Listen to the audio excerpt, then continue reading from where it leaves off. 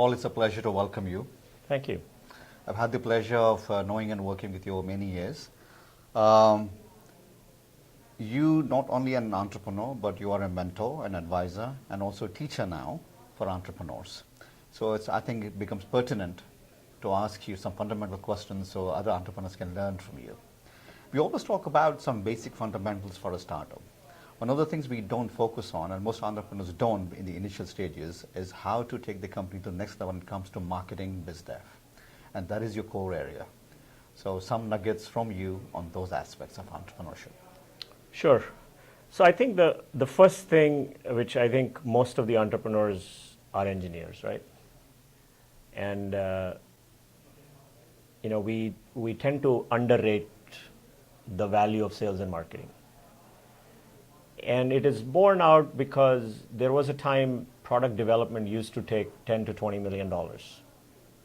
And so therefore, many a times there was nobody who was coming behind you to compete with you if you raised that much money to do the product development. Today, the average cost of doing the first product is probably $500,000, which means many people can afford to do that. So all of a sudden, for the same product category, there are, instead of 3 competitors, there are 30 competitors. And who survives? The only one who is able to reach the customers. Sure. And that means sales and marketing, right?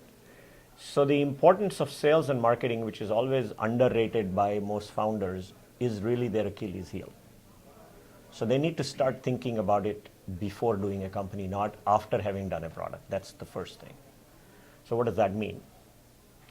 So we, for example, in the class that I teach in Northeastern University, we actually have our students go out and actually go talk to customers before they develop an idea.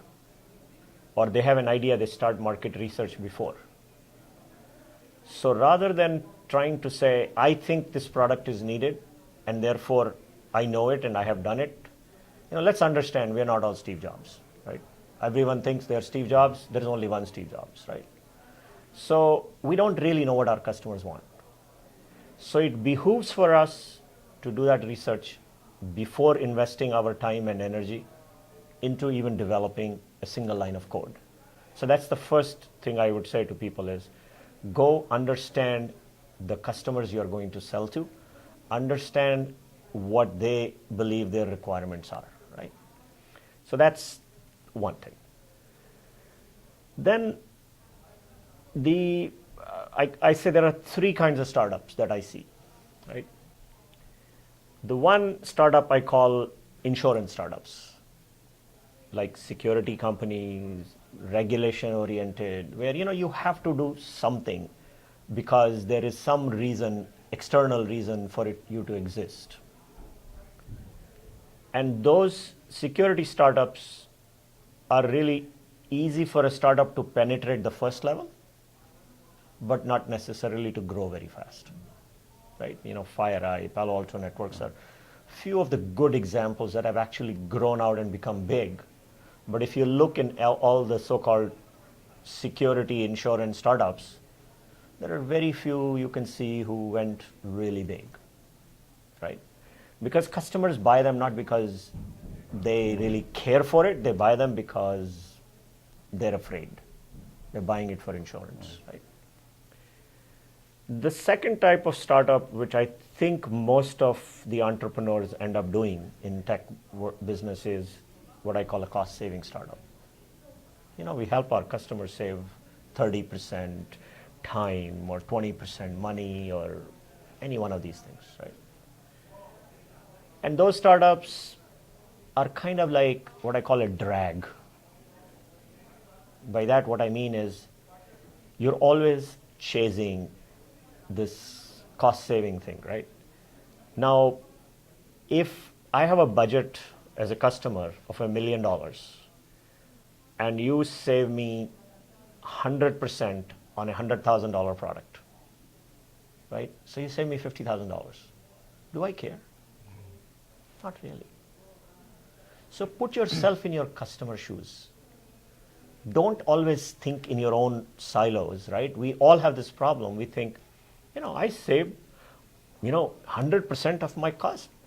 Yeah, if his budget is $1 million and you actually did, $250,000 in saving, maybe he'll want to listen or she will want to listen, right? But if in a grand scheme of things, you're just like this tiny thing, nobody cares. Yeah.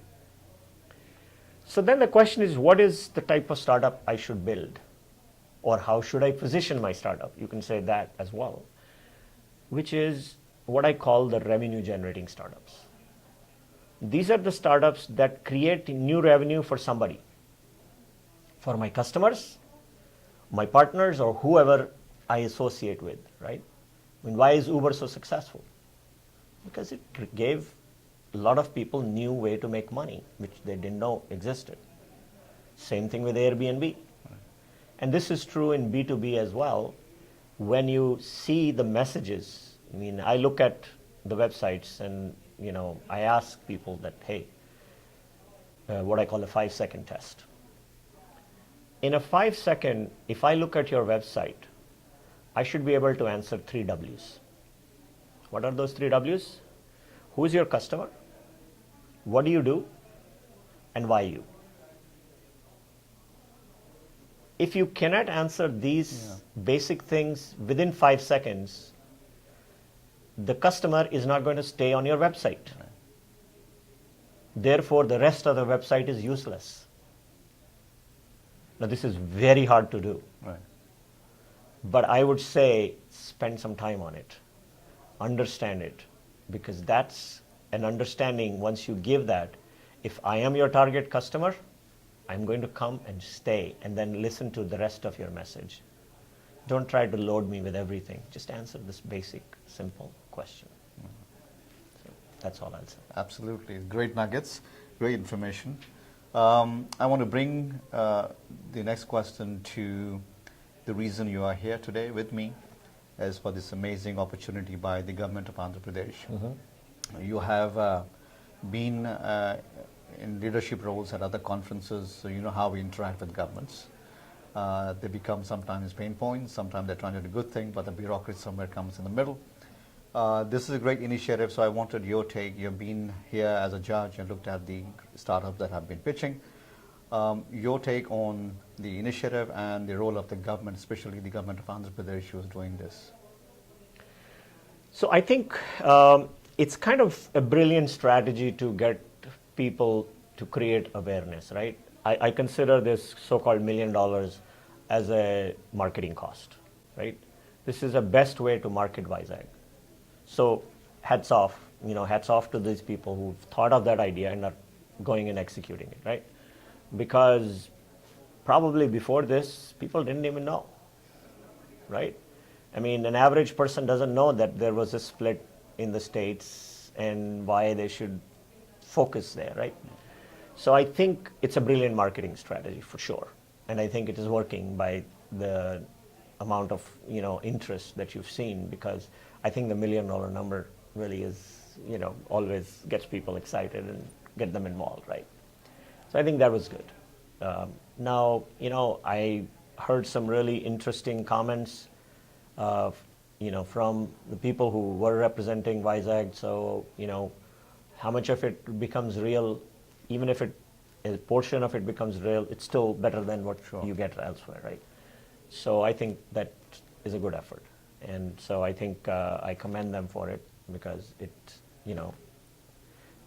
generally bureaucrats are not known to think of those things.